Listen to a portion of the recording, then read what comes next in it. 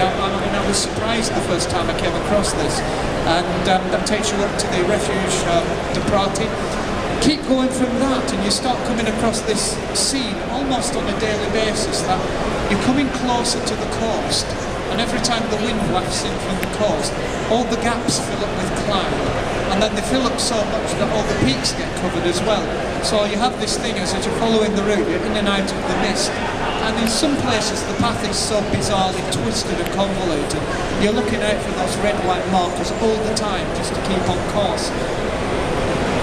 That's a very well stocked refuge, one of the best I've seen. I forget which refuge it is, let me just remind myself. The refuge Dustula. The guy there is crazy, he's out and out Corsican man and quite twisted and bizarre.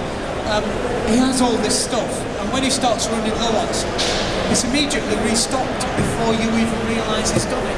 Because what happens is, everybody goes to bed, everybody goes to their tents, and at 5 o'clock in the morning, I believe, he saddles up his horse, and he tethers his other 2 horses too, and he goes galloping down the mountain to Cicerone, where he lives. So not quite all the way to Cicerone, because there's a forest road comes up the mountain, somebody meets him at the turning space at the end of the forest road, and they give him more pots of Nutella and loaves of bread, and he loads them onto the saddle horse and brings it all back up the mountain. So about 7 o'clock in the morning he's back up there with fresh supplies.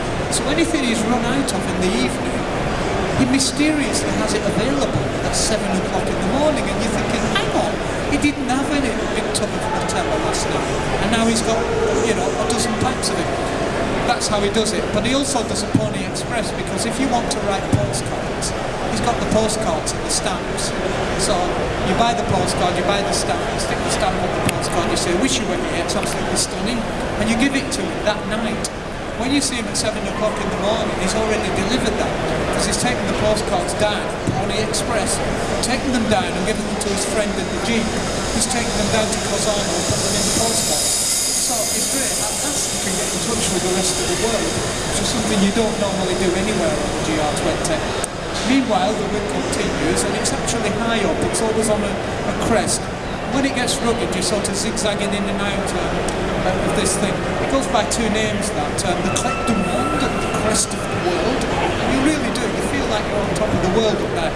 But it's also known as the Crête des Statues, the crest of the statues, because people start reading all sorts of bizarre things into the shapes of the rocks there.